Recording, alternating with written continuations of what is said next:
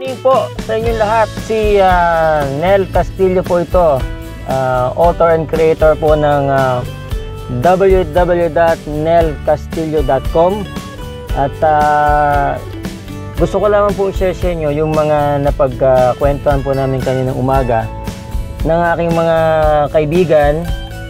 At isa po sa mga magandang napag-usapan po namin, napagkwentuhan po namin is all about contentment, pagiging kontento.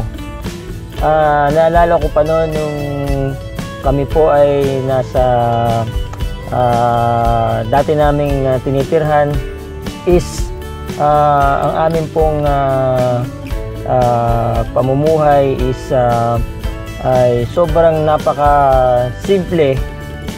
At dahil po sa kami po dati ay nasunugan po kami ng bahay at nalipat po kami dito sa lugar na yon. Kami po ay minsan siyempre hindi nyo maiwasan ng mga maliliit pa kayo na kayo ay nakatingin sa mga ibang bahay na kumpleto yung mga gamit nila. Meron silang mga silya, kamantalang kami isa lang. Tapos ang kubyertos binigay lang ng ibang mga kakilala at kamag-anak.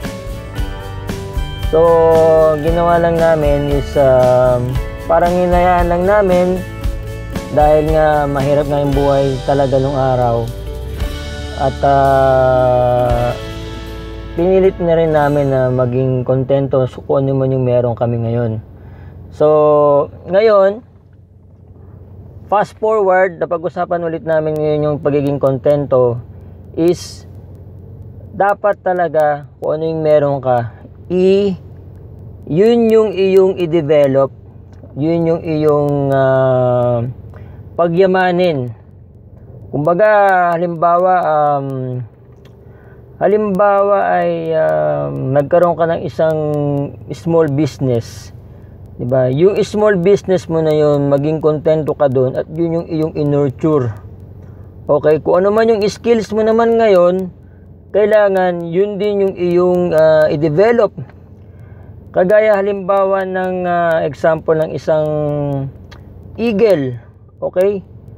Ang eagle, dinevelop niya yung skills niya, ginamit niya yung mga strength niya, yung powerful vision niya, ginamit niya para makakuha siya ng pagkain niya. Okay, sa kagaya rin natin ng mga tao, kung ano man yung kasalukuyang meron tayo ngayon, dapat po nating pagyamanin, i-develop, at kung ano man yung kasalukuyang meron ngayon, maging kontento tayo ngayon sa ngayon, pero we have to develop yung ating mga skills. Doon tayo mag-start. Kung halimbawa bago ka pa lang din sa business mo ngayon, hindi ka marunong mag-market, hindi ka marunong mag-promote ng iyong mga produkto, mag-start ka kung anong meron ka ngayon. Kagaya ng nagagawa ka ng video, kung anong merong camera meron ka ngayon, gamitin mo. And then saka ka nalang mag-upgrade kapag ka okay na yung business mo, yung negosyo mo ngayon. So, yun, pagiging kontento, develop ng skills, yan ang ilan sa mga quality para mag-grow ka. At isa pang napag-usapan namin is yung to share.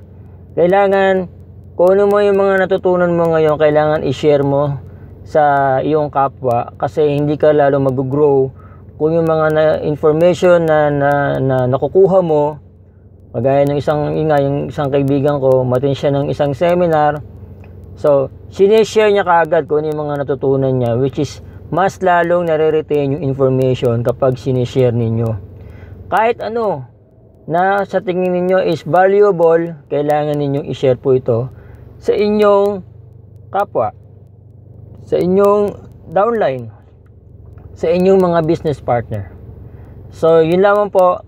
So, tatlong bagay ang natutunan natin ngayon. Maging kontento, kung ano yung skills meron ka, i-develop mo siya. At ikatlo, kailangan i-share ninyo. So, yun lamang po. Hanggang sa susunod na aking mga video.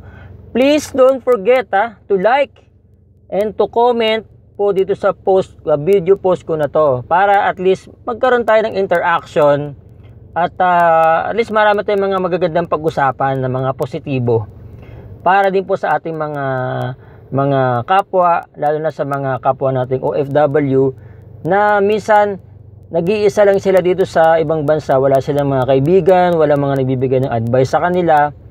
At least tayo, naroon tayo ngayon, through the video is matutulungan natin sila na mabigyan sila ng advice every day. So muli po, don't forget to like, comment at i-share nyo rin po ito, especially po sa ating mga OFW, kasi sila po minsan na nag-iisa sila dito sa ibang bansa. At least through this social network is ma-reach out natin sila at matulungan po natin. So yun lamang po, nelcastillo.com. Don't forget to like, comment and share po. So hanggang susunod po ng mga video ko, Nel Castillo po muli. See you.